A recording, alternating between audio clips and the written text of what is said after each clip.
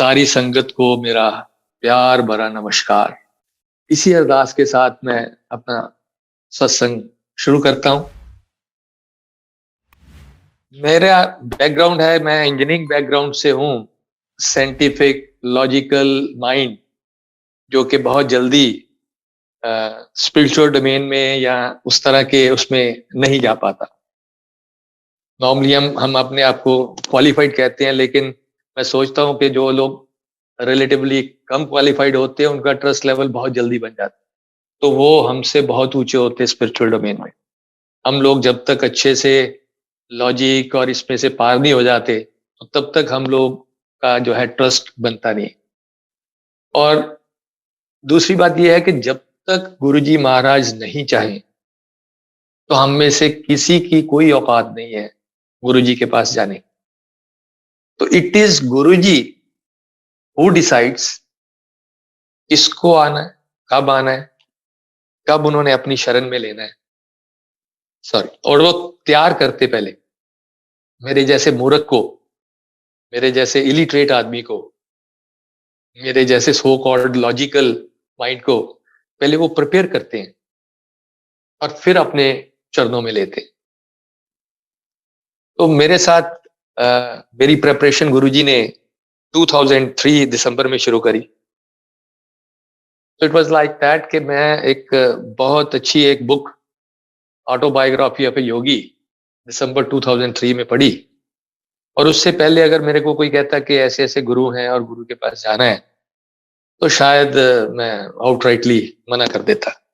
मेरे मदर कभी कभी किसी गुरु के पास जैसे जाते थे, मेरे को बोलते थे तो मैं उनको छोड़ आता था और मेरे को कहते थे आ जा, तो मैं बाहर से ही आ जाता था वापस।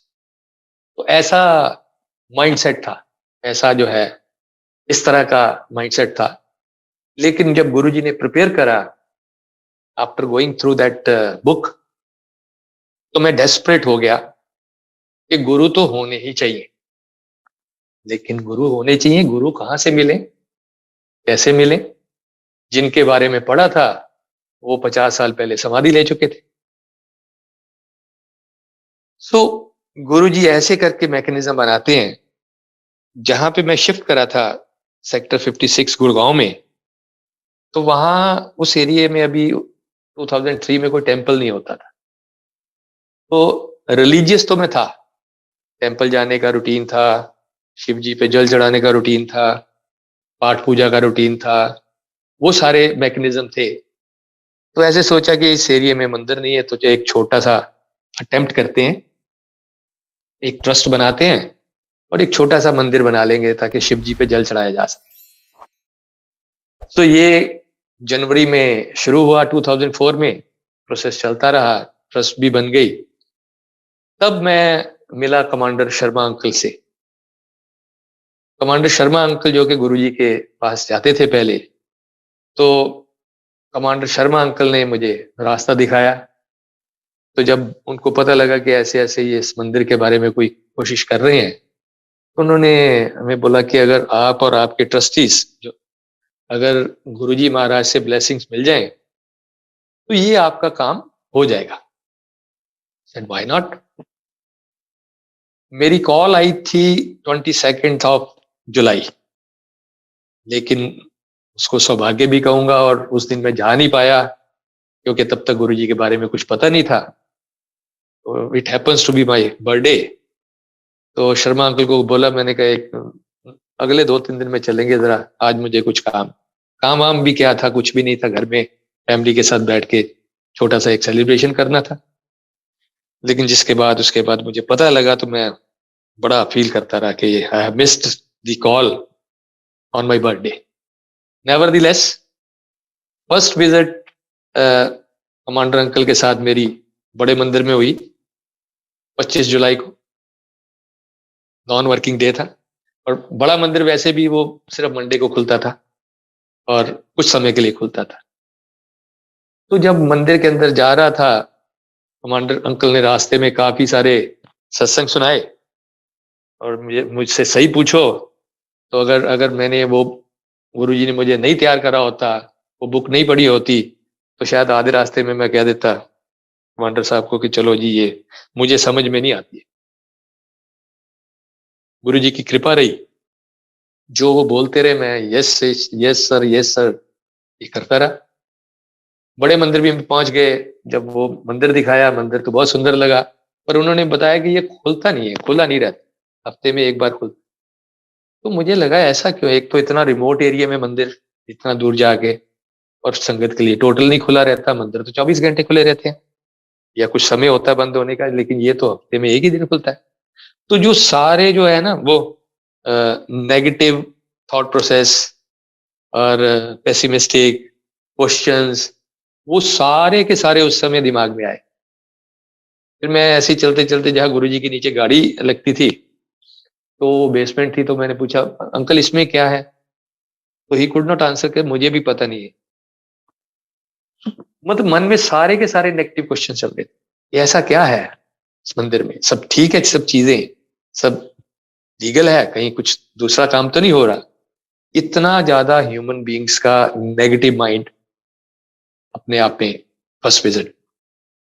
और उसके बाद 25 तारीख को ही एक मदान अंकल है गुड़गांव में, उनके यहाँ एक सत्संग था, तो शर्मा अंकल वहां पे लेके गए। तो वहां जाके भी जो सबसे बढ़िया चीज ये लगी कि गुरु जी महाराज का स्वरूप वहां पे लगा हुआ था, और संगत बड़े प्यार के साथ मत्था टेक रही थी, जो आ रही थी नए, शबद कीर्तन चल रहे थे।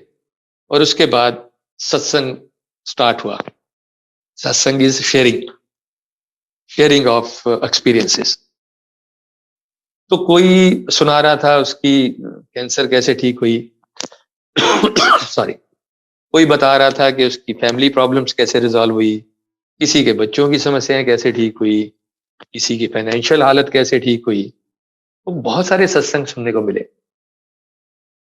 अभी हालांकि इतना कुछ तैयार कर रखा था गुरुजी ने, लेकिन वो नेगेटिव माइंड जो है ना शुरू में, ये बहुत ज्यादा हावी होता है। अच्छे भी लग रहे थे सब चीजें, पर मन में पीछे एक प्रश्न चिन्ह भी एक चल रहा था, जो कि मैंने कमांडर अंकल से तो नहीं बोला। वो प्रश्न चिन्ह ये लग रहा था कि ये तो ठीक है कि गुरुजी ने इसका ये ठीक करा, इसके लिए ये करा, इसके लिए ये करा, बट ये सारी चीजें सुनाने की क्या जरूरत है।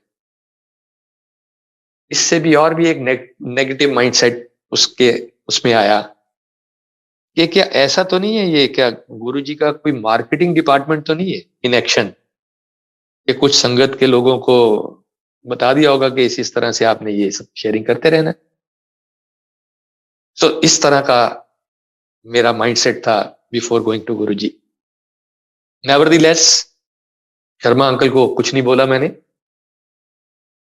पर उसके बाद जब बारी आई हमारी 29 ऑफ जुलाई थर्सडे को, हमारे साथ और भी 8-10 ट्रस्टी थे उस टेम्पल कमेटी के, तो गुरुजी के पास जब एम्पायर स्टेट में गए, तो वो नज़ारा तो बहुत ही खूबसूरत था। जब हम 7 बजे से थोड़ा पहले ही पहुंच गए थे, गुरुजी अभी अपने चोले में नहीं थे, गुरुजी अपने पैंट शर्ट में साइड बोर्ड पे बैठे हुए थे, एक जो एम्पायर स्टेट में किचन के साथ है।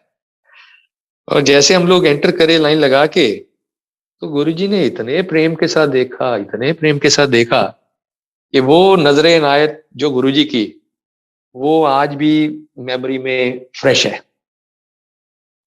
ऐसे ऐसे लग रहा था जैसे कि वो टेलीपैथिकली ये आवाज आ रही हो कि हाँ आ गए,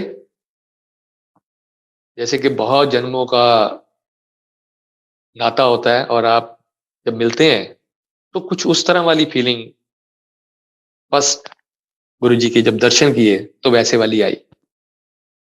एनीवे हम लोग बैठे, उसके बाद गुरुजी अपना चोला पहन के जब आते हैं सिंहासन पे, तो गुरुजी महाराज आए, शब्द कीर्तन चल रहा था, बहुत ही डिसिप्लिन प्लेस,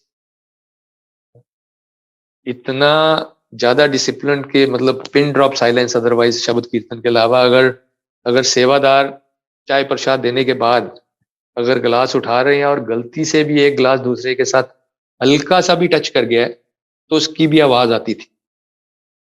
इतना बढ़िया इन्वायरमेंट, इतना नीट एंड क्लीन, और इतने सुंदर शब्द चलते हुए देखे तो मन बहुत प्रसन्न हुआ, वेरी हैप्पी टू सी।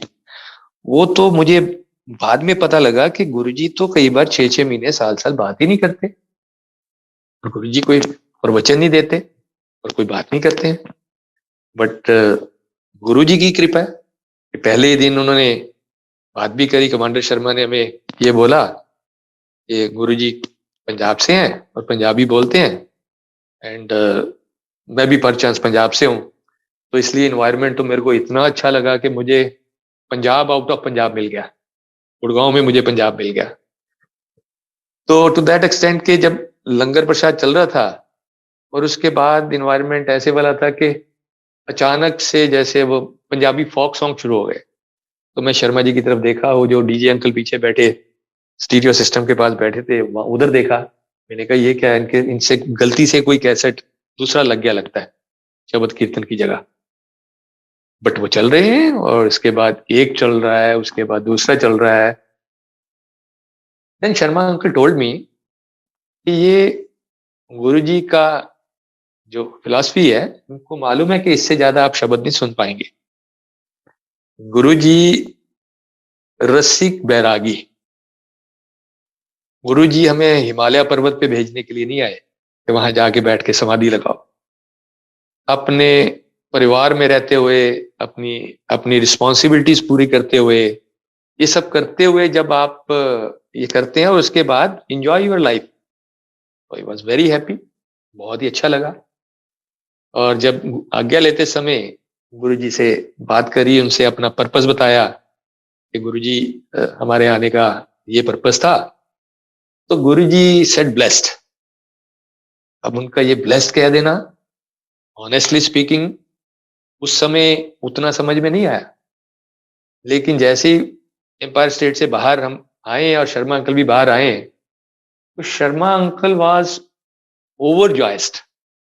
वो इतने खुश थे, इतने खुश थे कि जैसे कि वो प्लॉट भी एलोकेट हो गया हमें हुडा का टेम्पल के लिए, और टेम्पल बन भी गया। And this was because he was having the experience at his background. उनका ये कहना था कि अगर गुरुजी के मुख से कुछ शब्द निकल निकल गए तो मीन्स वो इट विल कम ट्रू। तो हो गया ये। एनीवे वापस आए, घर आके मैंने अपनी गुरु जी के यहाँ सारे अंकल आंटी कहते हैं, my my wife, now we call her aunty in Guruji's terminology. तो मैंने अपनी वाइफ को और डॉटर को बोला कि जगह बड़ी सुंदर है और आप चलेंगे? She said, why not? एक बार चलने में क्या हर्ज है। तो उनका फर्स्ट विजिट था 1 अगस्त 2004 संडे को, और जब वहां गए तो उन्हें भी बहुत ही मजा आया जाके। इतना सुंदर इन्वायरमेंट, गुरु जी महाराज बैठे हुए हैं और उनके लिए तो जिसको कहते हैं, शी शेयर्ड विद मी कि मैं जब से गुड़गांव आई हूँ तो मुझे पंजाब जैसा वो फील ही कभी नहीं आया। ये ड्राई लगा मुझे ये एरिया बहुत, लेकिन यहाँ आके मुझे बहुत शांति मिली है। मैं ऐसी जगह तो पिछले 5 साल से खोज रही थी। सो गुरुजी तैयार करते और गुरुजी ने जोड़ा, तो तब तक गुरुजी बस महापुरुष।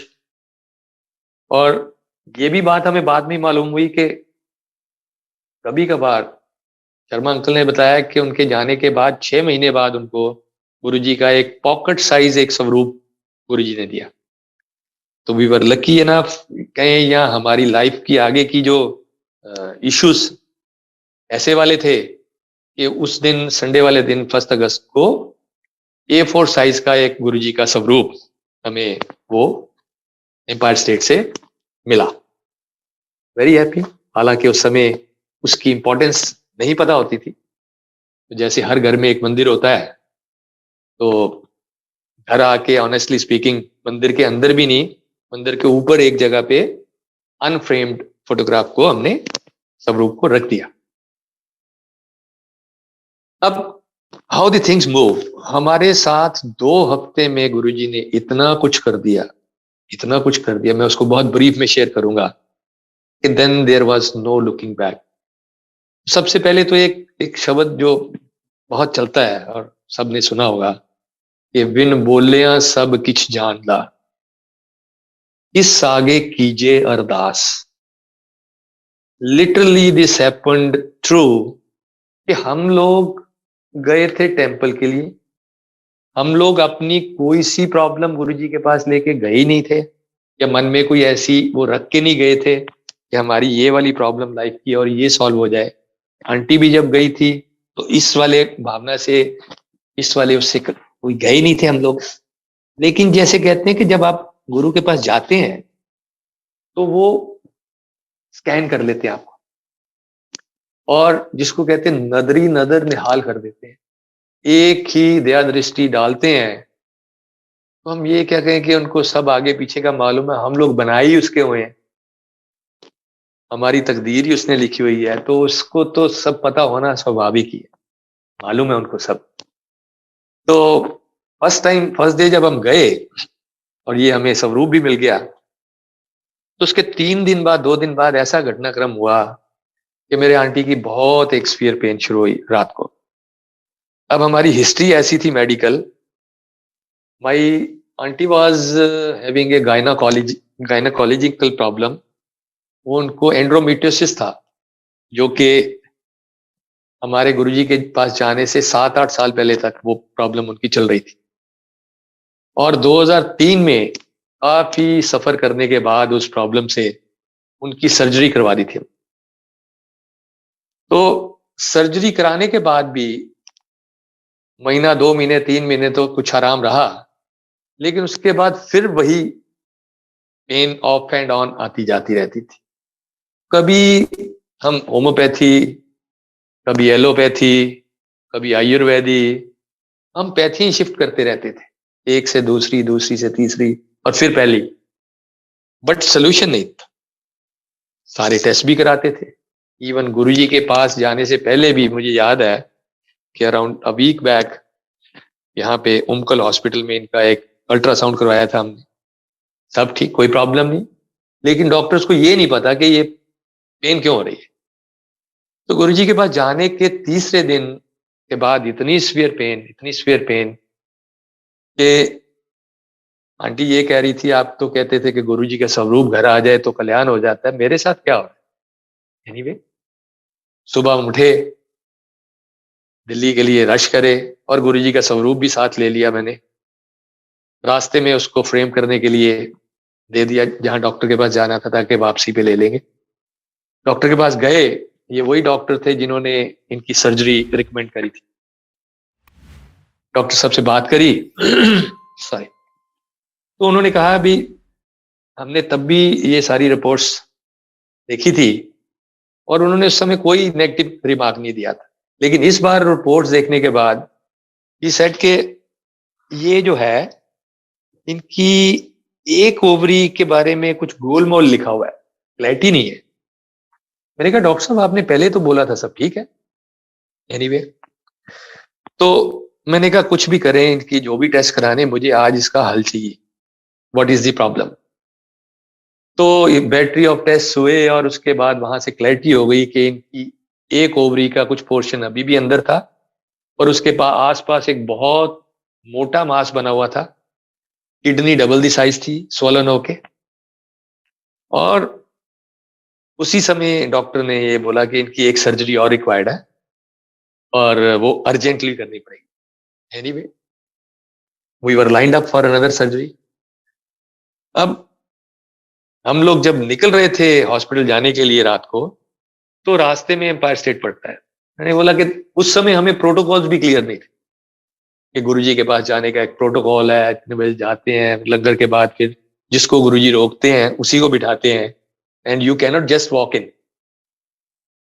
मैं गया तो मन में यही था, 2 मिनट में हम मत्था टेक के आ जाएंगे। जाके अभी बैठे हैं तो 2-3 मिनट बाद गुरुजी ने ऐसे इशारा करा हाथ से।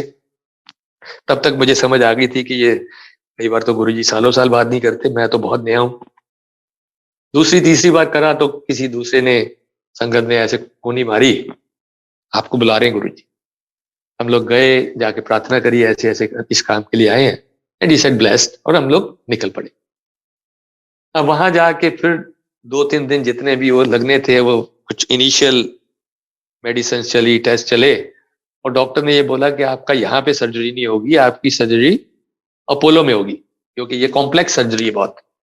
एनीवे, केम बैक, और बीच में फिर एक अपॉर्चुनिटी मिली 11 से 16 अगस्त के बीच में, कि गुरु जी के पास जब फिर गए, तो शब्द कीर्तन की इंपॉर्टेंस उस समय समझ में आती है। लाइफ में जब कोई प्रॉब्लम आती है, तो स्पिरिचुअली कितने उस समय ऊंचे उठाने की प्लानिंग होती है गुरु जी की, वो समझ में आती है। गुरबानी से आपको अपने क्वेश्चंस का आंसर कैसे मिलता है, वो समझ में आती है। तो उस दिन जो है, मेरी आंटी बता रही है कि मेरे को गुरुजी के अलावा पूरे उसमें हॉल में कोई नजर नहीं आ रहा, सिर्फ गुरुजी। और शब्द उसमें उस दिन जो बहुत सुंदर चला, वो आज भी याद रहता है। एको नाम ते आए मन मेरे, कारज तेरा होवे पूरा। तो ये सुनने के बाद आंटी ने मन ही मन गुरुजी से प्रार्थना कर दी, जाके फिजिकल फॉर्मेट में सीधी नहीं, कि गुरुजी पिछले साल भी सर्जरी हुई थी और 6 महीने बहुत तकलीफ रहती है, काइंडली इसे मेडिसिन से ठीक कर दें। Anyway, we came back. आज तो पूरे दुनिया में इतने सत्संग होते हैं, मतलब कई बार तो एनसीआर में, या कोरोना से पहले तो 10-10, 15-15, 20-20 सत्संग भी होते थे एक दिन। उस समय जो है, गुरुजी की आज्ञा से गुड़गांव में सत्संग होता था सिर्फ महीने में एक। और 15 अगस्त 2004 को गुरुजी की आज्ञा से एक सत्संग और गुरुजी ने आज्ञा दी करने के लिए भाटिया आंटी को। और जब हमारे पास इनविटेशन आया, तो मैं आंटी से पूछा चलना है, तो शी सेड के नहीं, आप जाओ। क्योंकि मैं, ऐसा नहीं है कि गुरुजी महापुरुष नहीं है, लेकिन मेरी किस्मत ही खराब होगी। अब मेरी तो सर्जरी लाइंड अप हो गई है, तो आप चले जाओ। तो आई वेंट। तो वहां पे जो पहला सत्संग जो है, वो शेयर करा एक ढिल्लो आंटी थी, अराउंड 29 ईयर ओल्ड, और उनका सत्संग जो था वो ओवेरियन सिस्ट पे था। ओवेरियन सिस्ट के लिए उनकी सर्जरी के लिए लाइंड अप थे, किसी वजह से रुकी सर्जरी। और जब दोबारा 3-4 दिन बाद गए सर्जरी के लिए, तो डॉक्टर्स कहते हैं कि नहीं, नो सर्जरी इज रिक्वायर्ड, आपके सिस्ट क्लियर हो गया, बस्ट हो गया, नथिंग इज रिक्वायर्ड।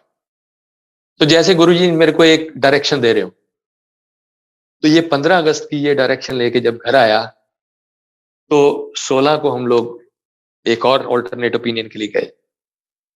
अब जब डॉक्टर साहब ने रिपोर्ट्स देखी, तो वो वही पुराने सारे वर्ड्स उन्होंने बोले, सर्जरी इज ए मस्ट, नहीं तो ये डैमेज हो जाएगा, ये हो जाएगा, ये प्रॉब्लम आ जाएगी। मैंने डॉक्टर साहब को बोला, मैंने कहा एक काम कर सकते हैं, हम एक अल्ट्रासाउंड और ले लें, क्योंकि मुझे पता नहीं क्यों लग रहा है कि पिछले 10 दिन में कोई चेंज आई हो। She said why not. तो एक अल्ट्रासाउंड वहां निकाला गया 16 अगस्त को, और उस अल्ट्रासाउंड को देखने के बाद मुझे क्लैरिटी हुई कि जो उनका इतना बड़ा मास बना हुआ था, वो 70% रिड्यूस हो गया था वॉल्यूमेट्रिक। इनकी kidney was back to normal size. और जब डॉक्टर साहब ने वो रिपोर्ट्स देखी, तो शी सेड कि this can be handled with medicine, surgery is not required. Same exact same word जो आंटी ने गुरुजी के दरबार में बैठ के गुरुजी से मन ही मन मांगे थे, मन ही मन। तो गुरुजी ने उसको कैसे पूरा करा। तो 2004 और आज हम 2022 में आ गए हैं, वहां से लेके आज तक। लेकिन कभी कभी हम ये कहते हैं कि शायद मांगना भी नहीं आता, कि हमने मांगा ये कि गुरुजी सर्जरी के बगैर इसको मेडिसिन से ठीक कर। तो मेडिसिन तो खानी पड़ी, कुछ समय मेडिसिन खानी पड़ी, बट नेवरदलेस सर्जरी की कभी जरूरत नहीं पड़ी 2004 से 2022 तक। तो ये ब्लेसिंग्स है गुरुजी की, जो हमारे साथ जस्ट 2 हफ्ते के अंदर अंदर हो गई थी, 1 अगस्त और 16 अगस्त। और जिस डॉक्टर ने डेट दे रखी थी सर्जरी की, वो भूल गई, उन्होंने मेडिसिन लिखी इनकी और फारग कर दिया।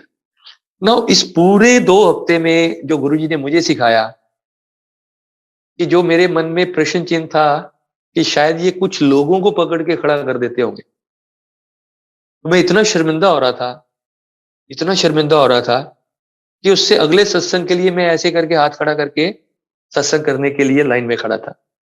और गुरुजी का ये कहना कि सत्संग सुनने वाले दा और सत्संग करने वाले दा, दोनों का कल्याण। No what really it means, अगर मैंने वो ढिल्लो आंटी का सत्संग नहीं सुना होता तो शायद हम लोग ऑल्टरनेट ओपिनियन के लिए नहीं जाते। हम लोग मन बना चुके थे कि ये सर्जरी मस्ट है, ये करनी ही पड़ेगी। इसी तरह से सब्सिक्वेंटली जब ये सत्संग शेयर करा है तो पूरे ये 17 साल में बहुत बार बहुत सी आंटीज मेरे पास आई कि इस सत्संग के सुनने के बाद हमारा अगला लाइन ऑफ एक्शन इस तरह से चेंज हुआ। तो मुझे गुरुजी ने ये समझाया with in few weeks, look ये सत्संग की इंपॉर्टेंस क्या है, okay. And I literally got ashamed कि मेरे मन में क्या चल रहा था। और 29 जुलाई को मैंने फर्स्ट टाइम गुरुजी के पास गया था एम्पायर स्टेट, और 29 अगस्त 2004 को मैं इतनी मोटी मेडिकल फाइल लेके मैं सत्संग शेयर करने के लिए हाथ खड़ा कर रहा था। अभी भी माइंड वो लॉजिकल था कि किसी से बात करेंगे तो उसको ये भी तो बताएंगे कि ये पहली रिपोर्ट थी और ये अब की रिपोर्ट है और ये इसके एविडेंसेस हैं। मतलब माइंड अभी भी एविडेंसेस के ऊपर बात कर रहा है। तो ये ब्लेसिंग गुरुजी की होने के बाद तो फिर जिसको कहते हैं ना नो लुकिंग बैक, गुरुजी ने पीछे मुड़ के नहीं देखने दिया। उसके बाद गुरुजी ने इसके बाद फैमिली को, एक्सटेंडेड फैमिली को, पेरेंट्स को, फ्रेंड्स को, मतलब हमारे पास कोई बात ही नहीं होती थी और करने के लिए except to talk about Guruji, to talk about his blessings. और वो जो मंदिर के लिए जिसके लिए गए थे वो लैंड एलोकेट हो गई, उस पे मंदिर बन गया। वो मंदिर वाले फ्रेंड्स मेरे से नाराज रहते थे क्योंकि मंदिर नहीं जा पा रहा था मैं। तो मुझसे कहते थे कोई नाराजगी है? मैंने कहा नहीं भैया, नाराजगी कोई नहीं है। जो मेरी रेस थी, जो मेरी एक वो तलाश होती है गॉड को फाइंड करने की, वो गुरुजी के पास जाने के बाद उनकी कृपा से मेरी वो तलाश खत्म हो गई। मैंने भगवान को अपने सामने बैठा हुआ देख लिया है। सो गुरुजी ने इस तरह से ब्लेसिंग्स दी, इस तरह से ब्लेसिंग्स दी जिसका कि कोई बयान करना बहुत मुश्किल है। कभी कभी हम बात करते हैं कि हम गुरुजी के बारे में कोई बात करें तो ये तो वर्ड ही ऐसा है, go and row from darkness to light, अंधकार से उजाले की तरफ ले आने वाले को हम गुरुजी कहते हैं। और हम जब सत्संग की बात करते हैं और सत्संग की इंपॉर्टेंस की बात करते हैं, पहले पहले मुझे लगता था सत्संग के लिए कहीं लेके जा रहे हैं तो वहां कीर्तन हो रहा हो, और ये शेयरिंग वाला ये कॉन्सेप्ट गुरु जी का सत्संग, सत मीन्स ट्रुथ और संग मीन्स कंपनी। आप ऐसे लोगों की कंपनी में हो जो कि ट्रुथफुल है और अपनी शेयरिंग जो है वो ट्रुथफुलनेस के साथ कर रहे हैं। यहाँ पे कोई स्टोरीज बना के नहीं उसको हमें बता रहा, जो अपने लाइफ के एक्सपीरियंसेस है, जो उन्होंने गुरुजी के पास जाने के बाद जो ब्लेसिंग्स उन्हें मिली है उसकी शेयरिंग कर रहा है। तो दैट इज सत्संग।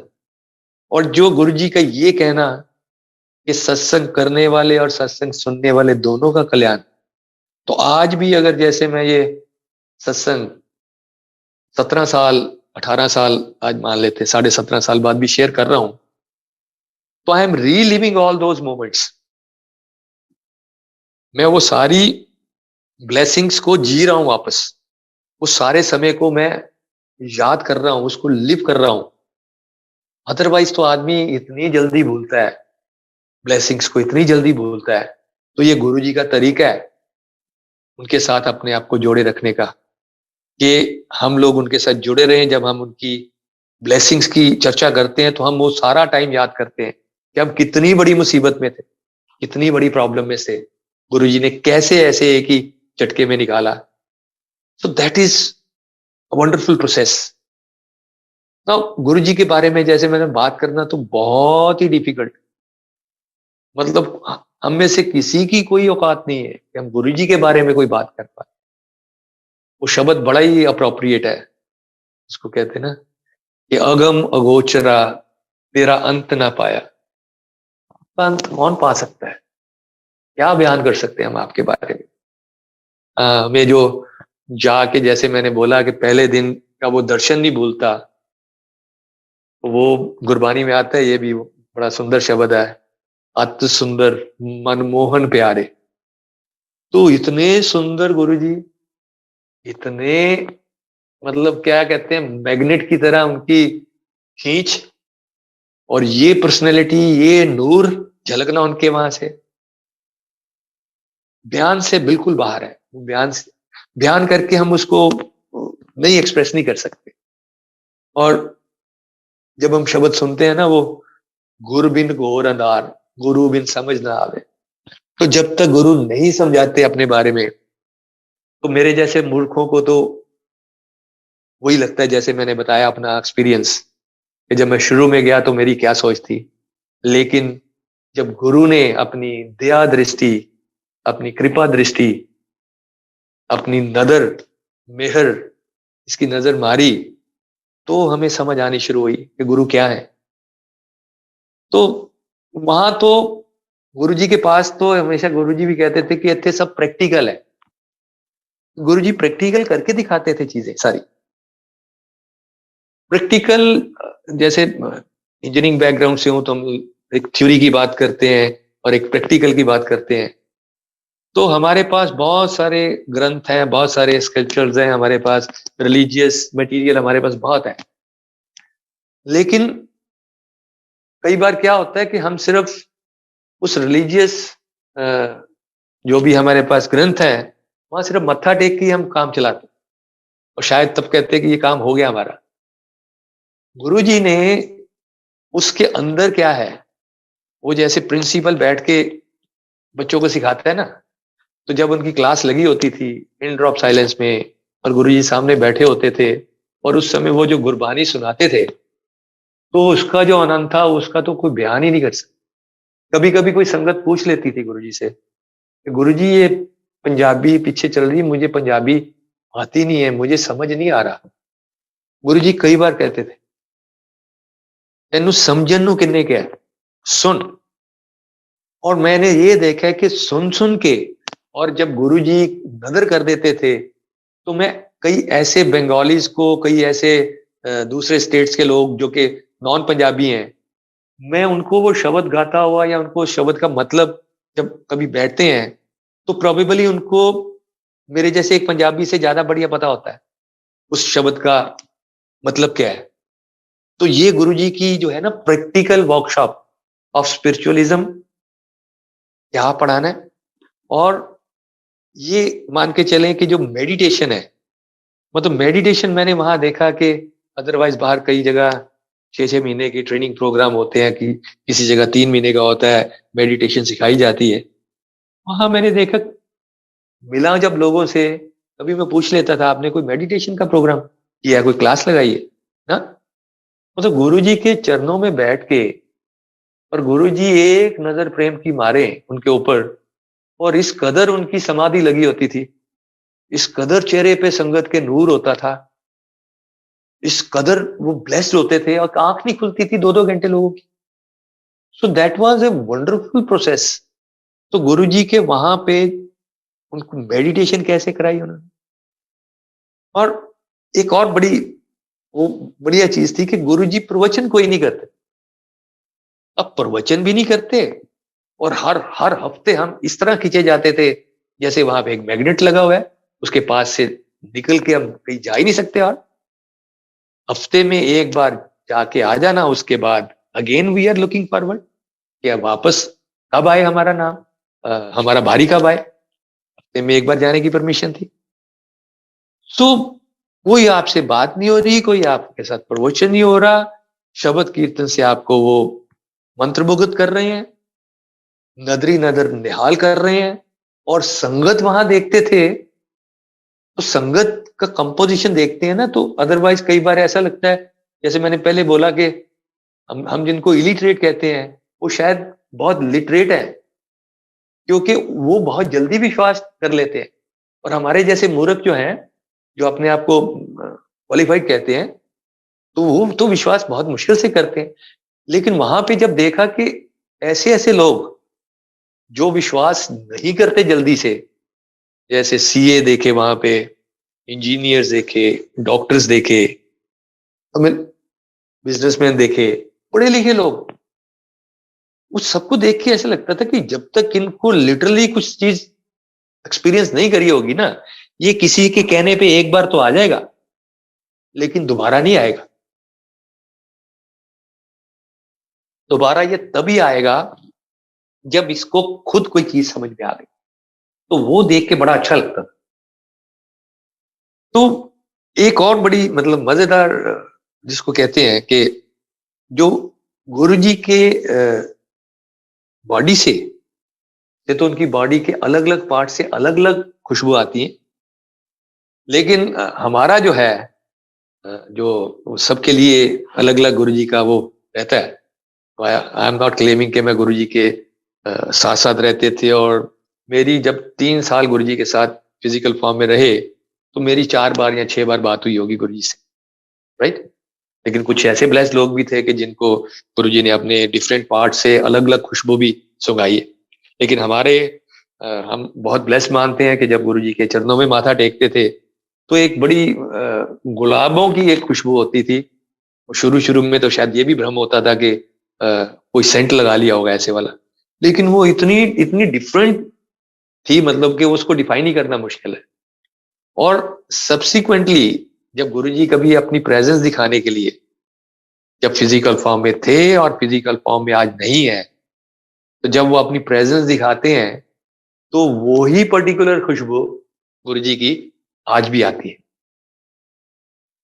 तो वो भ्रम जो है शुरू में जो हम मूर्ख लोगों के हैं वो रहते हैं ह्यूमन बीइंग्स के।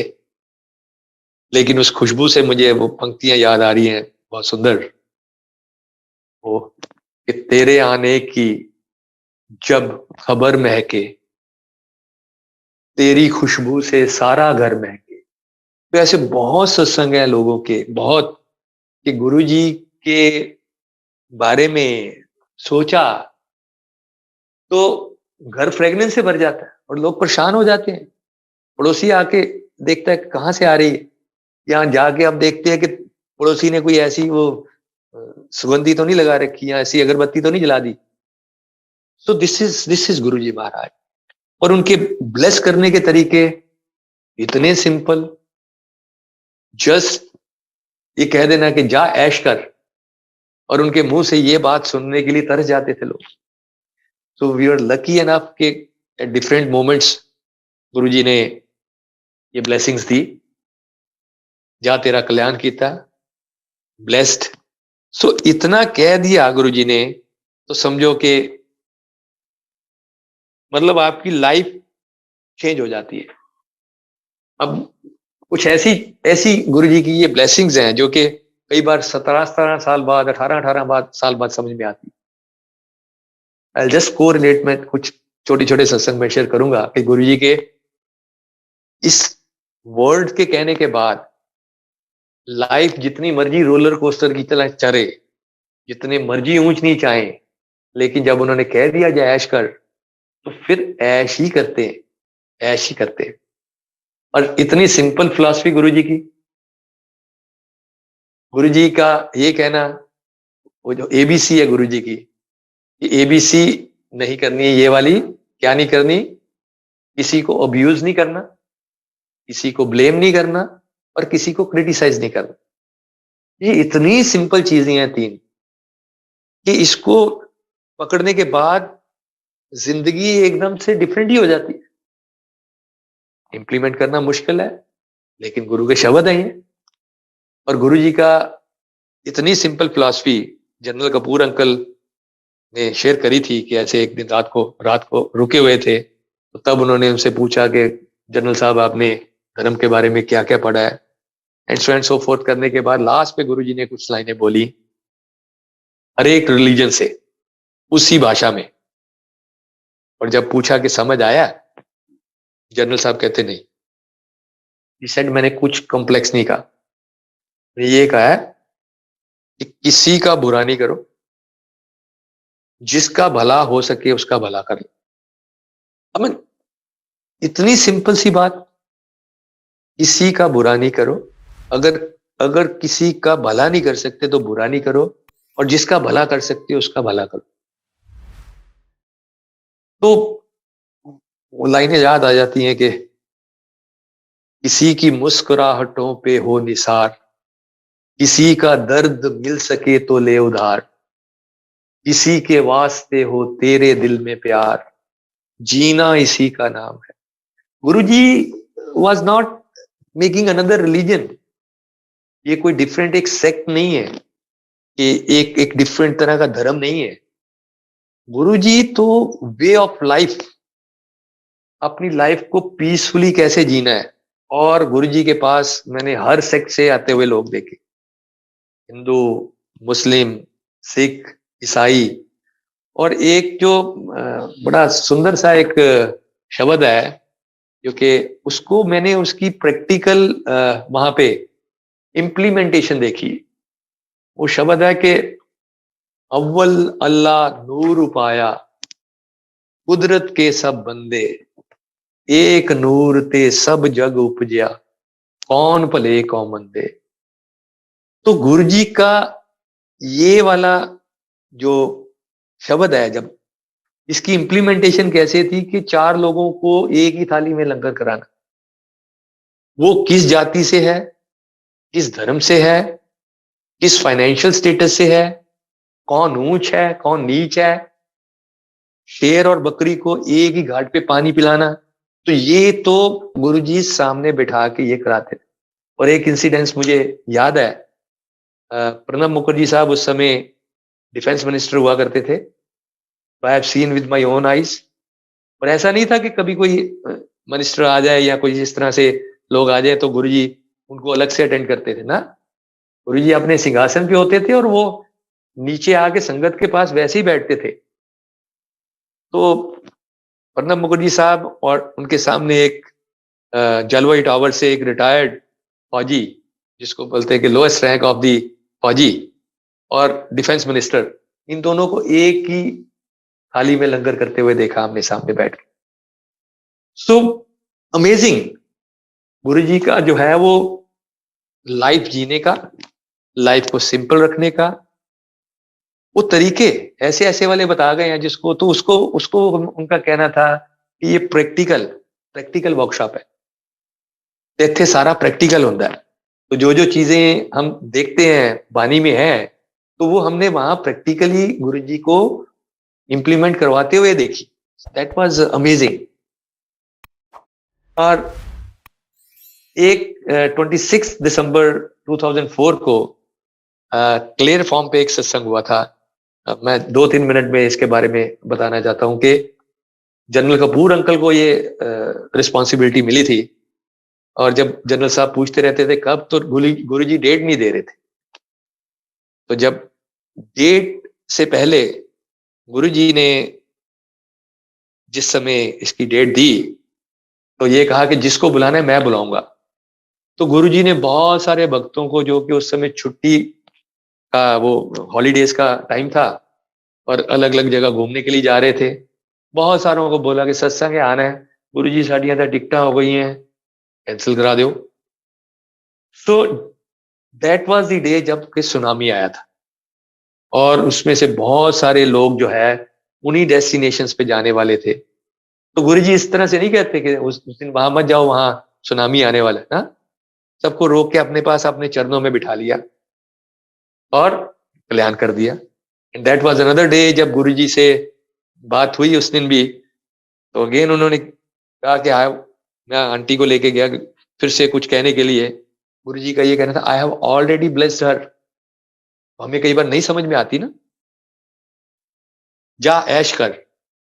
तो जा ऐश कर की जो मैं आज आज की तारीख में मैं उसको कोरिलेट करता हूं, ये 26 दिसंबर 2004 और अभी 26 दिसंबर 2021, कैसे डेट्स कनेक्टेड होती हैं कि उस समय की ब्लेसिंग आज भी वैसे चल रही है।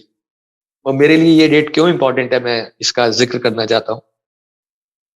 2014 में मैंने कुछ प्रॉपर्टीज ली थी, उसके बाद 15 में भी ली एक बिल्डर के पास, ठीक ठाक चल रहा था। उसके बाद स्लम्प आया, उसके बाद ऐसी स्थिति आ गई कि बिल्डर जो है वो नजर आना खत्म हो गया, नजर नहीं आ रहे थे, और ये कंपनी लिक्विडेशन के लिए चली गई। और लिक्विडेशन में जब गई है तो ये मार्च से प्रोसेस शुरू हुआ था इस 21 में, 2021 में, और मेरी जितनी भी हार्ड एंड मनी है वो सब इसके अंदर लगी थी। तो गुरुजी की कृपा से ये 26 दिसंबर 2021 को इसका फैसला हुआ, जिसमें कि एक और जो है प्लेयर जो है रियल एस्टेट के, वो इस पर्टिकुलर कंपनी को लेने के लिए तैयार हो गए हैं, and they will be delivering our houses.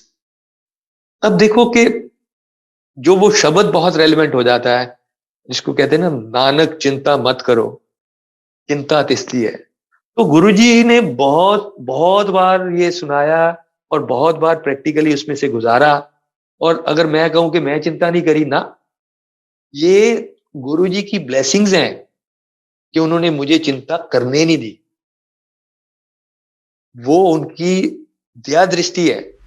मतलब ये पूरे ड्यूरेशन में 14 से लेके 21 तक 7 साल, जो कि प्रॉपर्टी मेरे पास 2015-16 में बन के तैयार होके आ जानी थी, नहीं आई तो नहीं आए।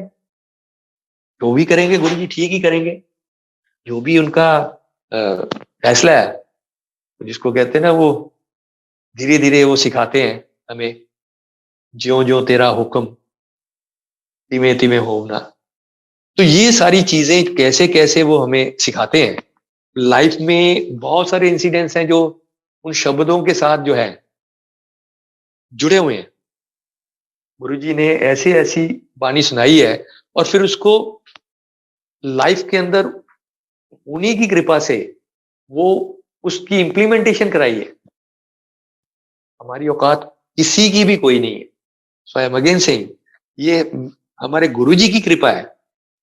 तो ये मैं बता रहा था कि किसी चीज का आपको ब्लेसिंग्स का, और जब ये डेट आई थी फाइनल वोटिंग की, तो मेरे कुछ मित्र थे तो वो बात कर रहे थे कि ऐसा प्रॉब्लम आएगा, ये आएगा।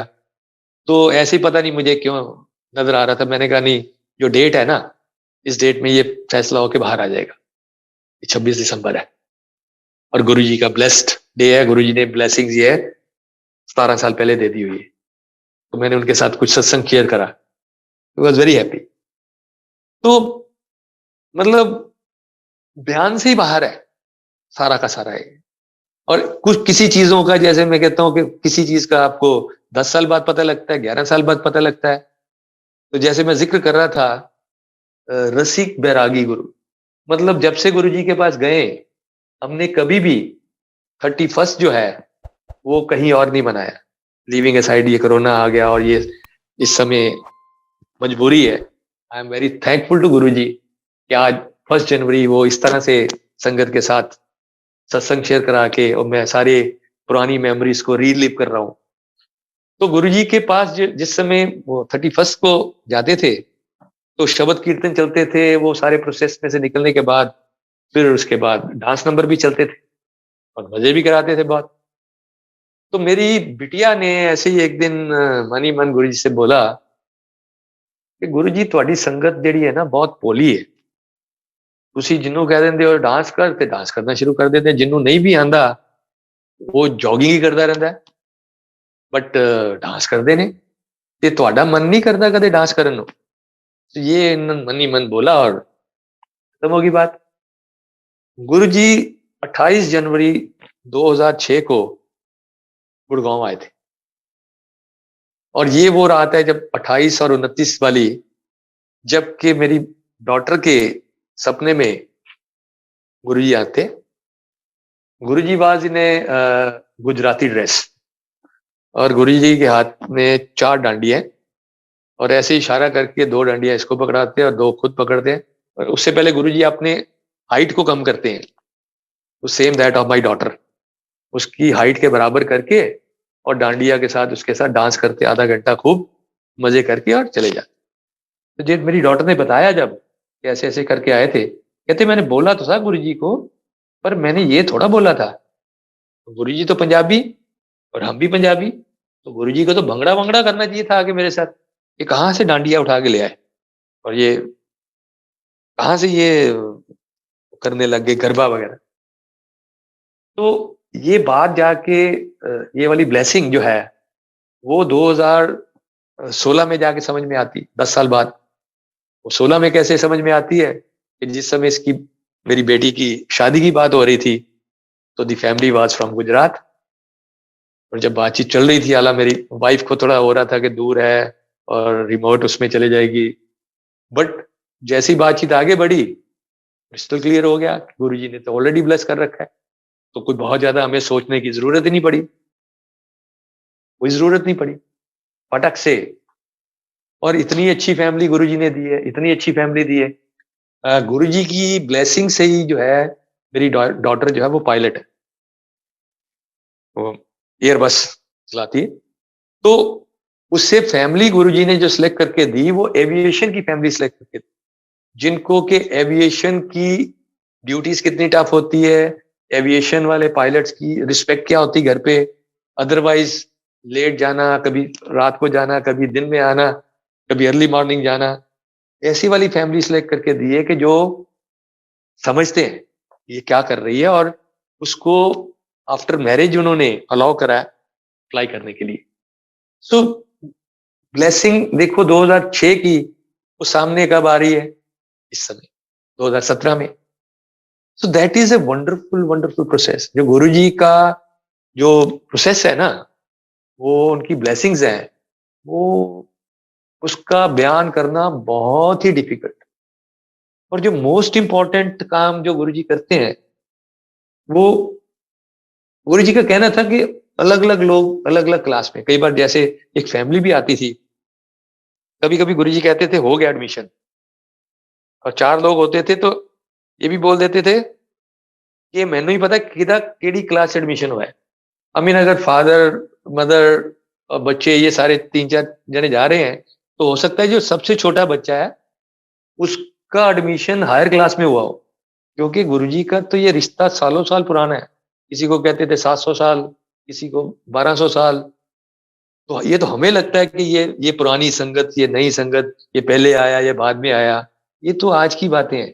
हाँ? गुरुजी के साथ रिश्ता पता नहीं कितने जन्मों का है।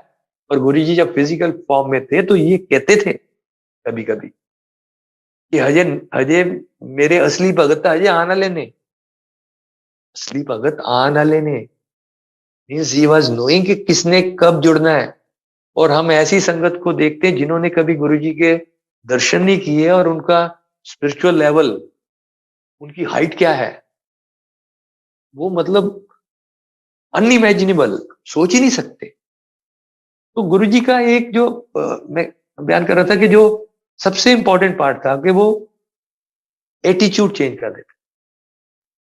गुरुजी के पास जाने के पहले एटीट्यूड क्या होता है कि ये काम ठीक हो गया है मेरा, इसमें मैंने बहुत मेहनत करी, बहुत प्लानिंग करी, बहुत अच्छे से ये सारा हार्ड वर्किंग करी, तब ये हो गया।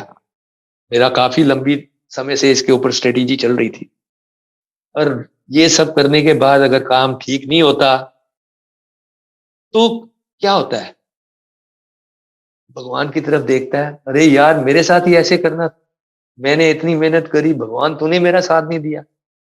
मतलब जो तो नहीं हुआ वो भगवान ने काम नहीं करा, वो गुरु ने नहीं। और जो हो गया उसमें मैंने बहुत मेहनत करी। तो ये इक्वेशन को गुरुजी के पास जब हम आ जाते हैं तो इसको रिवर्स कर देते हैं। मतलब जो सबसे इंपॉर्टेंट पार्ट है, जब जो एटीट्यूड चेंज करते हैं, जो शांति देने वाला है, लाइफ को अच्छे से जीने वाला है, वो यही वाला है कि जब कोई सा हमसे उसमें हमारी लाइफ में कोई सा अच्छा काम होता है तो इमीडिएटली हम गुरुजी को थैंक यू करते, thank you Guruji, thank you so much, आपने ये वाला काम आपने हमारा कर दिया, अनंतम शुक्राना गुरुजी। और जौन सा नहीं होता उसमें हम अपनी तरफ देखते हैं कि हमारे एफर्ट में अभी कुछ कमी रह गई होगी, आपकी ब्लेसिंग की कोई कमी नहीं गुरुजी। सो ये बहुत ही एक इंपॉर्टेंट चेंज इन एटीट्यूड है जो कि डे टू डे लाइफ हमारी अच्छी करता है। और एक जिसको कहते हैं कुछ शब्द आते हैं, बड़े बड़े सुंदर शब्द, कहते हैं, एक औखी कड़ी ना देखन दे, अपना बिरद संभाले।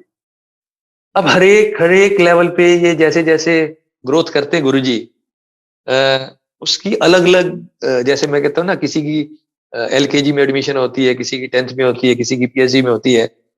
तो व्हाट हैपन्स कि जब सर्कमस्टांसेस, मैं औखी घड़ी से बात करता हूं कि ऐसे ऐसे दो तीन और शब्द है बड़े सुंदर। एक तो है कि जिसके सिर ऊपर तू स्वामी, सो दुख कैसा पावे। अनदर ब्यूटीफुल शब्द इन दिस लाइन इज ताती वाव ना लगे, पार ब्रह्म शरनाई, एंड लख खुशियां पातशाहियां ये सतगुरु नदर करे। वो जैसे जैसे गुरु जी आगे डेवलप करते हैं, अब नाउ जिसमें कहते हैं कि हमारे पास सुख दुख की, एक वाणी में बड़ा अच्छा आता है, सुख दुख इस मन की बिरथा। तो क्या होता है कि सर्कमस्टांसिस हैं, अलग समय अलग अलग सर्कमस्टांसिस आए, और किस सर्कमस्टांसिस में हमारा माइंड डिस्टर्ब हो गया वो दुख है, और किन सर्कमस्टांसिस में, किस सिचुएशन में हमारा माइंड जो है वो डिस्टर्ब नहीं हुआ तो वो सुख है। नाउ दो तरीके हैं जब हम कहते हैं औखी कड़ी ना देखन दई। एक तरीका तो ये है कि वो सर्कमस्टांसिस ही नहीं आने देना गुरु जी, दिस इज वन वे। जिसके सिर ऊपर तू स्वामी सो दुख कैसा पावे, कि वो ऐसे सर्कमस्टांसिस ही नहीं आने देना, तत्ती वाओ के सर्कमस्टांसिस ही नहीं आने देना, ऐसे ही सर्कमस्टांसिस आने देना कि लाख खुशियां पातशाही। This is one way.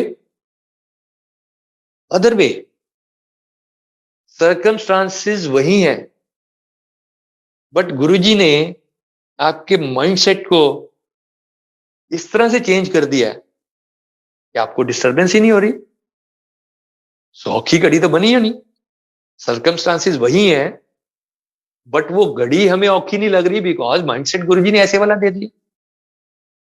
So that is a beauty कि जिसको जब हम कहते हैं, जैसे जैसे गुरुजी के पास जाते हैं शुरू शुरू में, तो जैसे एलकेजी में वो देते हैं ना, टॉफी देते हैं और चॉकलेट देते हैं, तो कई बार देखते हैं जैसे जब गुरुजी के पास शुरू शुरू में जाते हैं, अरे मैंने ये मांगा गुरुजी ने ये दे दिया, मैंने ये मांगा हफ्ते में ये दे दिया, जैसे मेरे साथ 2 हफ्ते में ये दे दिया, राइट। तो चॉकलेट देते हैं एलकेजी वाले मेरे जैसे बच्चों को। एंड देन जैसे जैसे फिर ग्रो करते हैं, ग्रो करने के बाद हर बार सर्कमस्टांसिस को चेंज नहीं करते वो, लेकिन उन्हीं सर्कमस्टांसिस में आपके मन को शांत करने का वो ब्लेसिंग दे देते हैं। So that is amazing, that is मतलब उसका कोई मुकाबला ही नहीं है कि जो। और इसमें भी जैसे हम बात करते हैं ना, लख खुशियां पातशाहियां जे सतगुरु नजर करे, व्हाट हैपेंस, ये भी अलग अलग, जैसे जैसे गुरुजी के अलग अलग क्लासेस हैं उसमें इस शब्द का अलग अलग से मीनिंग होता है। तो नॉर्मली लख खुशियां मटेरियलिस्टिक वर्ड में हम इसको कनेक्ट कर जाते हैं। किसी का बर्थडे होता है तो उस समय ये शब्द लगाते हैं, किसी का घर बन गया तो ये शब्द लगता है, राइट। कोई शादी का फंक्शन है उस समय। बट इसको थोड़ा सा गहराई से और देखें, लख खुशियां पातशाहियां जे सतगुरु नदर करे, निमक एक हर नाम दे, मेरा मन तन शीतल होए। अब निमक इज कि जितनी देर में हम एक आंख को झपकते हैं, वो कह रहे कि उतने ही टाइम के लिए जब हम आंख को झपका रहे हैं, उतने टाइम के लिए अगर वो मेरे को हरि का नाम उसके साथ जोड़ देते हैं, तो उतने में मेरा मन तन शीतल होए। सो दिस मन तन शीतल होए is now circumstances versus how I am behaving in those circumstances। ऐसे मन को शीतल कर देते हैं, ऐसे मन को शीतल कर देते हैं कि जिसका कोई बयान ही नहीं। आई मीन जैसे टाइम टू टाइम गुरुजी ने सिखाया, नानक चिंता मत करो, और उसको प्रैक्टिकली इंप्लीमेंट कराया। मेरी डॉटर गुरुजी की आज्ञा से पायलट बनी, राइट, उनसे हमने परमिशन ली थी, 5 साल तक जॉब नहीं थी, रिसेशन आ गया। तो वो वाला टाइम ऐसे वाला था कि गुरु जी ने हमें ऐसी ब्लेसिंग दी कि उस टाइम को हम सब ने इतना अच्छे से गुजारा। और जितना अच्छा मेरी डॉटर ने उस समय उस फेज में सीखा है जिंदगी के बारे में, मतलब हम तो, I was around 46 year old जब मैं गुरु जी के पास गया हूँ, 45 ईयर ओल्ड। बच्चे चले गए हमारे, जो बिटिया मेरी 14 साल की थी। तो कभी कभी तो मैं यही सोचता हूँ कि इन बच्चों की वजह से हम लोग गए हैं वहां। हमारी बारी है तो अदरवाइज हम भी चले जाते जब हम 14 साल के होते। ये बच्चे हमारे ब्लेस्ड हैं, मेरी डॉटर ब्लेस्ड है। और क्या क्या नहीं सिखाया गुरु जी ने, क्या क्या नहीं सिखाया। तो अप्स एंड डाउन्स लाइफ की, जैसे अब 2 साल निकले पिछले वाले, बहुत ही ज्यादा डिफिकल्ट, शायद याद भी नहीं करना चाहते हम इन टफ टाइम्स को। बट नेवर दी लेस, इस सारे टाइम में गुरु जी ने, जिसको कहते हैं ना कि अगर वो चिंता वाले कंपोनेंट के अगर 1-2% कभी बच गया होगा, तो इसमें सिखाया। जिस समय हमने लोगों को ऐसे जाते देखा, मेरे ऐसे कुछ अच्छे मित्र थे, उनको जाते देखा, बहुत क्लोज वालों को, तो वो गुरबानी की जो है ना वो, हम आदमी हाँ एक दमी, मोहलत मौत न जान, मतलब वो लिटरली वो समझ में आया कि ये जितना मैं के अंदर चलते रहते हैं, एक दम है। आदमी का मतलब ही है एक दम। अगर एक दम नहीं आया तो आदमी नहीं है, फिर वो डेड बॉडी बन जाती है। उसको बॉडी कहते हैं। नाम उसी समय तक है जब तक दम आ रहा है। जिस समय दम निकल जाता है तो उसको नाम से नहीं बुलाते, उसको हम कहते हैं ये बॉडी आ गई है, बॉडी चली गई है, बॉडी का ये करना है हमें। दैट इज, मतलब गुरु जी के, मतलब इतनी चीजें वो सिखाते हैं, टाइम टू टाइम इतनी चीजें सिखाते हैं। Ups and down is part and parcel of the life, इसने आना है। लेकिन अगर गुरु ने अपने चरण शरण में ले लिया है, गुरु जी महाराज ने, तो बस उसके बाद फिर वो आपको, आपकी सोच को बदल देते। और टाइमिंग, जैसे मैंने पहले बताया कि टाइमिंग गुरु जी का, टाइमिंग हम में से किसी का नहीं। मेरे बड़े भाई साहब को हमारे साथ इतना कुछ 2 हफ्ते में हो गया था, लेकिन मेरे बड़े भाई साहब को गुरु जी के पास जाने में 1-1.5 साल लग गया। बट इसका ये मतलब नहीं है कि वो बाद में गए हैं तो उनका स्पिरिचुअल लेवल मेरे से ज्यादा अच्छा, मेरे से ऊपर है। हर एक की अपनी अपनी क्लास है। उनका पिछले जन्मों का पता नहीं क्या क्या गुरु जी के साथ रिश्ता है। एंड इट हैपेंड, एक बड़ा सुंदर सत्संग है। जब वो गए तो बड़े मंदिर में, एक बार सिर्फ मंडे को खुलता था, तो बड़े मंदिर गए जब मंडे को, तो वो जाके गुरु जी की गद्दी पे माथा टेक रहे। उन्होंने देखा एक और संगत आई, उन्होंने पहले शिव जी की मूर्ति पे माथा टेका।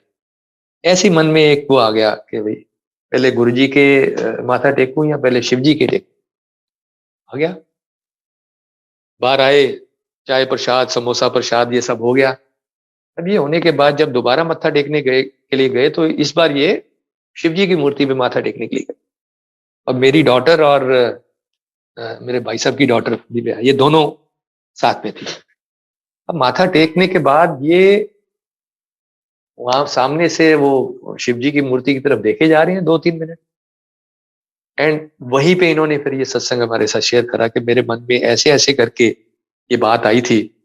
और जब मैं माथा टेका हूं शिव जी महाराज की मूर्ति पे, तो मेरे को क्या दिखाया कि गर्दन से नीचे नीचे तो शिव जी महाराज हैं, और जो गर्दन के ऊपर जो फेस है, आमीन, तो वो फेस गुरु जी महाराज का।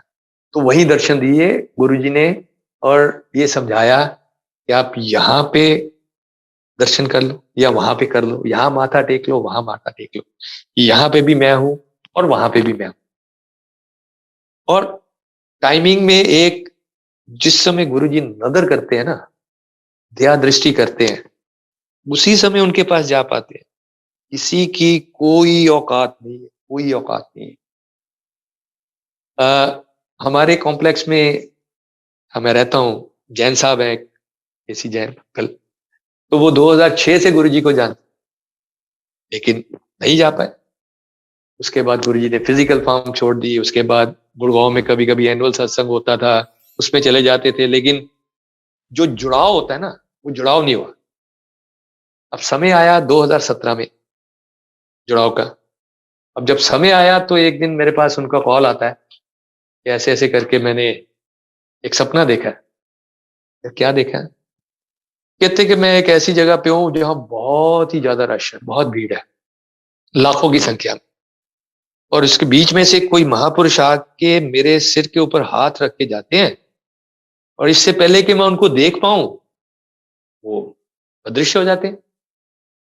तो मैंने कहा, जैन साहब आप मेरे को सवेरे सवेरे ये वाला ड्रीम क्यों सुना रहे हो? इस सेट कि मैंने और किसी को अपने जानकर जो है मेरे फैमिली से या और फ्रेंड्स या किसी और को नहीं देखा, लेकिन उस भीड़ में मैंने आपको देखा है। तो मैंने कहा फिर तो आपको क्लियर है, आपको पता है मैं कहाँ जाता हूँ। कहते इसलिए फोन करा है, गुरुजी के पास जाना है। तो वो जब 2017 में उनका वो जुड़ाव हुआ, वो इतना अमेजिंग कि जब फर्स्ट टाइम समाधि पे माथा टेकने के लिए वो गए हुए थे, तो पीछे से उनकी पीठ पे ऐसे करके उन्होंने शेयर करा वहीं आगे मेरे साथ, जोर से किसी ने हाथ मारा और पंजाबी में बोलते हैं, चल उठ जा, बहुत मत्था टेक लिया, खड़ा हो। और कहते मैंने पीछे मुड़ के देखा, देयर इज नो वन, कोई भी नहीं। एंड सब्सिक्वेंटली तो ये है कि वीक में कभी एक बार, कभी 2 वीक में एक बार गुरुजी उनको दर्शन दे रहे हैं, सपने में उनको डायरेक्शंस दे रहे हैं, और उनके घर में स्वरूप आ गया है एक, जो घर में रख लिया है। और उनकी डॉटर इन लॉ शालू जैन को सपने में आके गुरुजी कहते हैं कि मेरी चाह कितने है। तो सुबह उन्होंने कॉल करा मेरे को कि ऐसे ऐसे करके क्या हमें कोई सत्संग करना चाहिए। मैंने जनरल पूछा कि आप जो है गुरुजी को भोग लगवाते हैं? कहते नहीं, हम तो जैन्स हैं, हमारे यहाँ तो कोई ऐसा रिचुअल नहीं होता। ऐसा क्या होता है? मैंने कहा जो कुछ आप खाते पीते हैं, अगर गुरुजी का स्वरूप आके आपके घर में हो गया तो ये समझो कि गुरुजी महाराज वहां पे विराजमान है। ब्रेकफास्ट करते हो तो गुरुजी को पहले ब्रेकफास्ट कराओ, and similarly lunch dinner.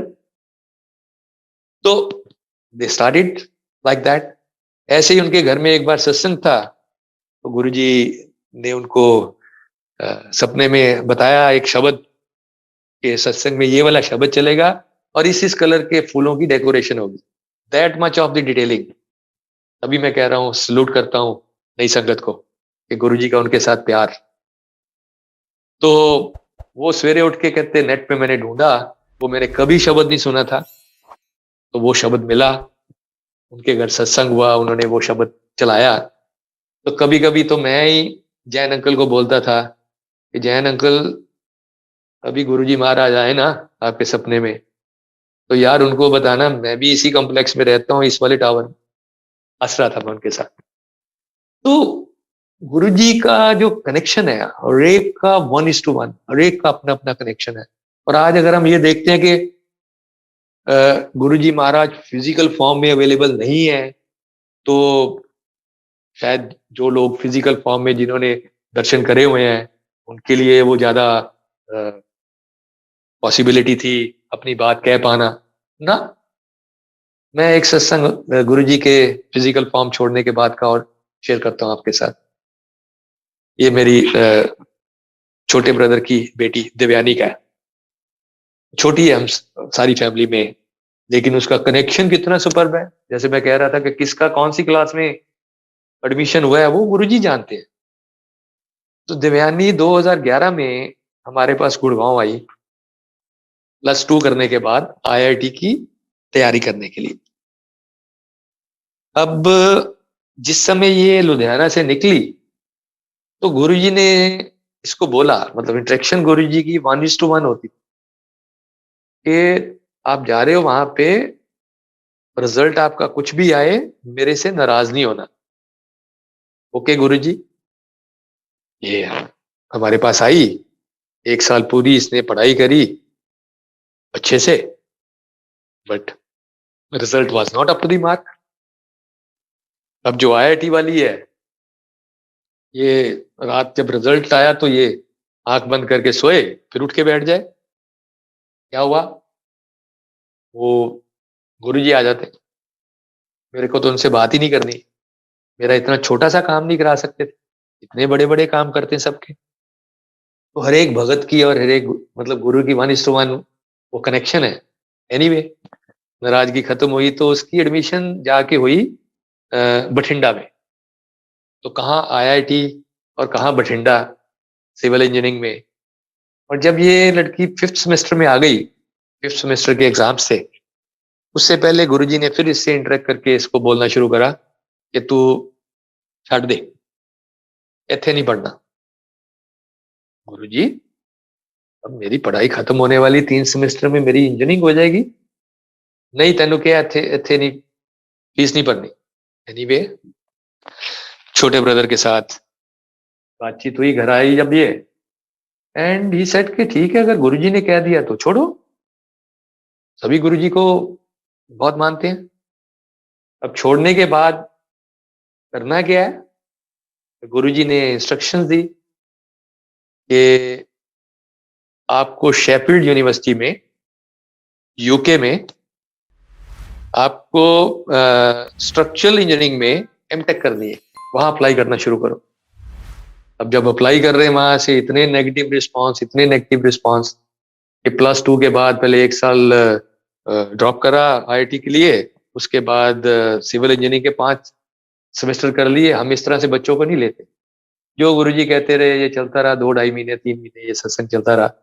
It was long सत्संग, but end of the day फिर वाइस चांसलर का एक बार कॉल आता है कि हमने एक स्पेशल मीटिंग करी थी कि आपका इतना फॉलो अप है, पर इस बच्चे के तो मार्क्स ही अप्रोप्रिएट नहीं है, इसके 70% मार्क्स हैं और हमारा कट ऑफ जो है 80% है, उससे नीचे हम बच्चे नहीं लेते, इसको फॉलो अप करना बंद करें। अगेन पिंग पोंग, जो भी गुरुजी की डायरेक्शंस है वो फॉलो हो रही हैं। And one fine day get A call कि हमने जो इस पर्टिकुलर ब्रांच ऑफ इंजीनियरिंग के लिए इंडिया के स्टूडेंट्स के लिए ये कट ऑफ जो है इसको 80% से 70% कर दिया, एंड इस बच्चे की एडमिशन हो जाएगी कल, हम डाल देंगे आपको मेल। तो दैट इज इन 2014। सो कहने का ये मतलब है कि हम गुरुजी से मारुति मांगते हैं, उन्होंने मर्सिडीज देनी है। गुरु गुरु के खेल है ना, क्या हम क्या मांग रहे हैं, उन्होंने क्या देना है। हम आज मांग रहे हैं, उन्होंने 3 साल बाद देना है। तो टाइमिंग गुरुजी के, ओके, कब देना है, क्या देना है, देना या नहीं देना, उनके हुक्म के अंडर रहना। तो ये प्रोसेस जो है ना, ये गुरुजी ने काफी डिफिकल्ट ढंग से जब सिखाते हैं ना, तो सिखाते अपने तरीके से, फिर वो नींबू की तरह निचोड़ते हैं। तो ये जिस समय हो गया उसका एडमिशन 2014 में हो गया था, 2019 में उसकी कंप्लीट होगी 5 साल। अब 5 साल की पढ़ाई जो है यूके में अपने आप में एक लंबा चौड़ा फंड मांगती है, और ब्रदर के रिसोर्सेज जितने थे छोटे बिजनेस में से, तो गुरुजी ने उसके बिजनेस को अप्रोप्रिएट करा ताकि वो उसको अफोर्ड कर पाए। तो वो करने के बाद 2019 में फिर क्या होता है कि इसकी अ, 1 हफ्ता रह जाता है, इसकी जॉब नहीं है, क्योंकि जब भी देखते हैं वो पासपोर्ट देखते हैं इंडिया का, तो मीन्स नहीं, पहले ब्रिटिश वालों को मिलेगी। तो लिटरली जितने भी बच्चे थे इसके बैच में जो फॉरेन कंट्रीज से थे, इतना उस समय वहां पे जॉब्स का रिसेशन था, वो सब अपने अपने कंट्रीज वापस चले गए, एक्सेप्ट हर। 1 वीक बचा हुआ है और हम सबको भरोसा है कि गुरुजी करेंगे जो। And just a week before she gets a job, job आ जाती है, सब चीजें ठीक ठाक चलती है। In the meantime corona has clicked in. 20 में जॉब भी चली गई, और उसके बाद 20 में इसका जब जॉब नहीं है तो वीजा नहीं, वो 2-3 महीने मिलते हैं, जुलाई तक का वीजा है 2020 का। सो ऐसे सिनेरियो में बच्चे का वहां पे रहना और ऐसे प्रोसेस में से सीखना, जो इस समय गुरुजी सिखाते हैं ना, जिस समय टफ कंडीशन में डालते हैं, अपने साथ जो जोड़ते हैं, वो बयान से बाहर है, उसको आप एक्सप्रेस ही नहीं कर सकते। तो वो 2020 में again Guruji then he has given a direction, ऐसी ब्लेसिंग दी कि एम्बेसी में जब चिट्ठी डाली तो उन्होंने बोला कि स्पेशल सर्कमस्टांसिस है, जब तक हम आप लोगों को नहीं कह देते तब तक आप अनऑथराइज नहीं हो, जिस दिन हमारी चिट्ठी आएगी उस दिन आपको छोड़ के जाना पड़ेगा। प्रोसेस चलता रहा पूरा। और जिसको कहते हैं ना वो सत्संग गुरु जी कब कब कराते हैं, क्या क्या कल्याण करना है, किसका कल्याण करना है। तो एक सत्संग एक कुवैत प्लेटफॉर्म पे मुझे ध्यान है 16 नवंबर को एक सत्संग शेयर हुआ था, गुरु जी ने मेरी सेवा लगाई इसमें।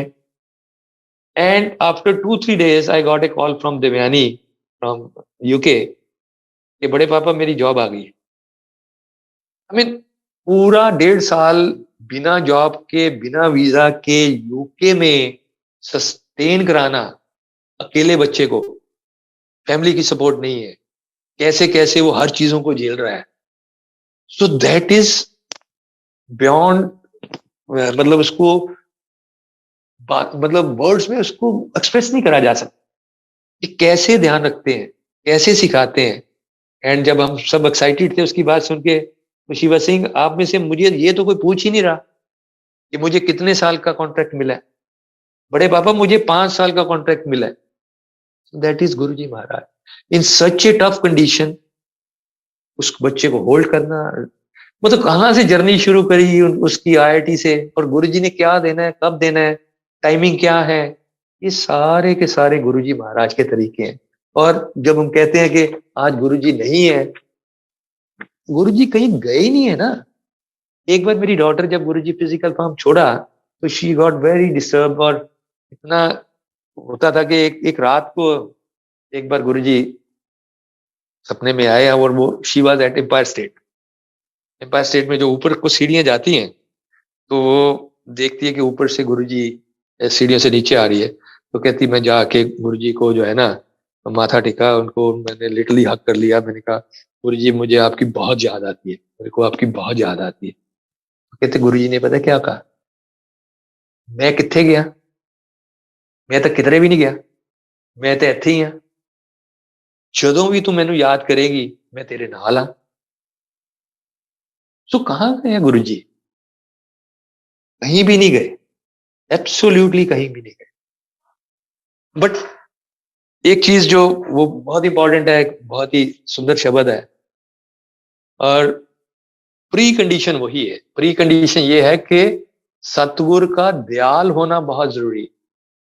हम में से किसी की कोई औकात नहीं है, कोई औकात नहीं है, टाइम एंड अगेन स्ट्रेसिंग। तो कहते हैं ना सतगुरु होए दयाल ता शरदा पूरी है। कोई बंदा कहता है जी मेरा तो बहुत सरेंडर है, मैं तो बहुत ही ज्यादा गुरु जी पे बिलीव करता हूं, एब्सोल्युटली मतलब गलत स्टेटमेंट है। वो तब है जब सतगुरु आपके ऊपर दयाल हो गए। तो ये सतगुरु जिस समय दयाल हो जाते हैं ना तभी श्रद्धा पूरी होती।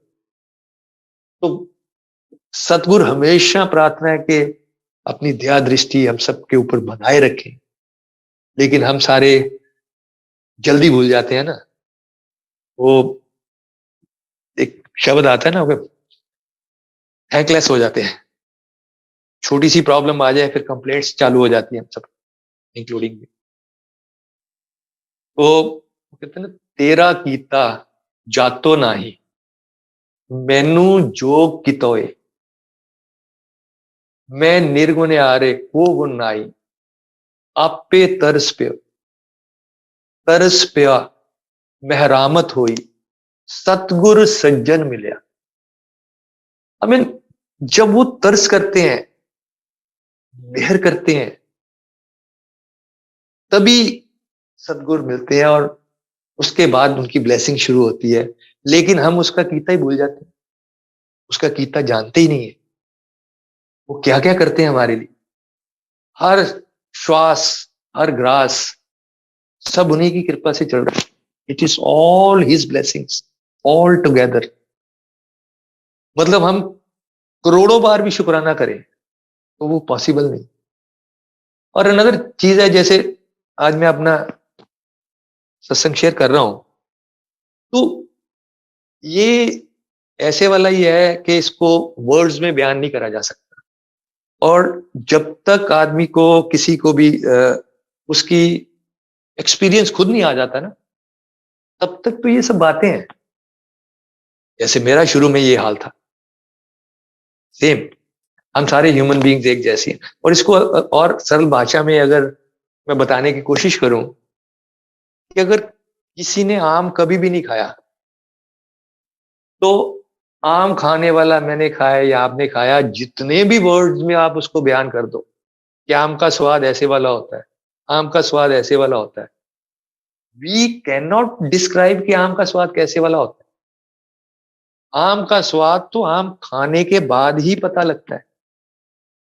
सेम इज ट्रू, जब गुरु जी की ब्लेसिंग्स हैं, स्पिरिचुअलिज्म है, जब गुरु जी ब्लेस कर देते हैं और वो वाला एक्सपीरियंस दे देते हैं, तो उसकी तभी समझ आती है। मेरे जैसे 100 आदमी, लाख आदमी बात करते रहे, इसका कोई वो नहीं है। वो सिर्फ हल्की सी एक डायरेक्शन जरूर आ जाती है कि ये दिशा ये वाली, लेकिन जब तक वो एक्सपीरियंस खुद नहीं कर लेते, वो गुरुजी उनको खुद ब्लेस करके वैसा तजर्बा नहीं देते, तो तब तक ये सब बातें रहती हैं। इसका कोई बहुत ज्यादा वो नहीं है। तो गुरुजी की ब्लेसिंग्स सबके ऊपर बने।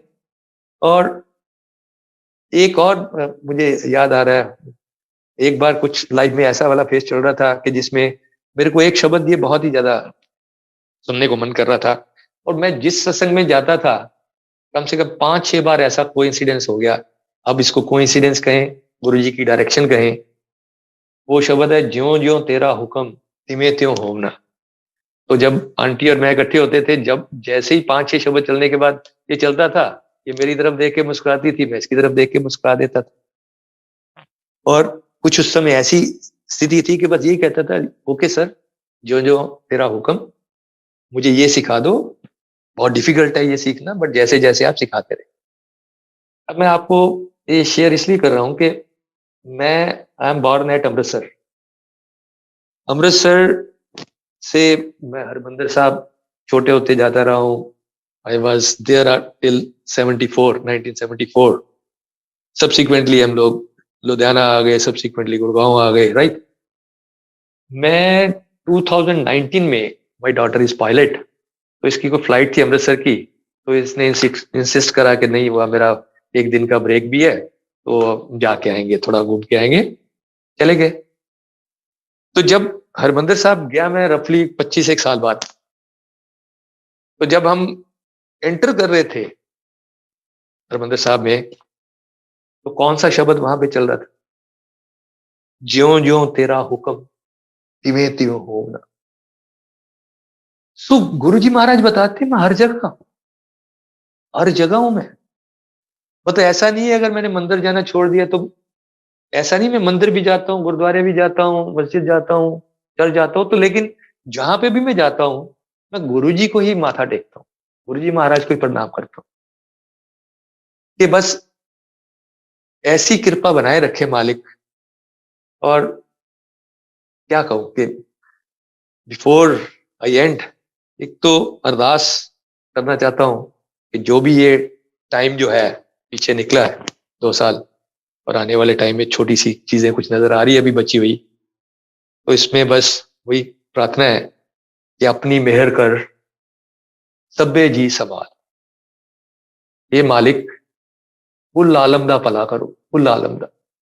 रोगी का तुम खंडो रोग, दुखिए का मिटाओ प्रभ सोग। ये मालिक सरबत दा भला कर, सरबत दा। और थैंक यू या शुक्रिया तो हमारे बस का ही नहीं है ना कहने का।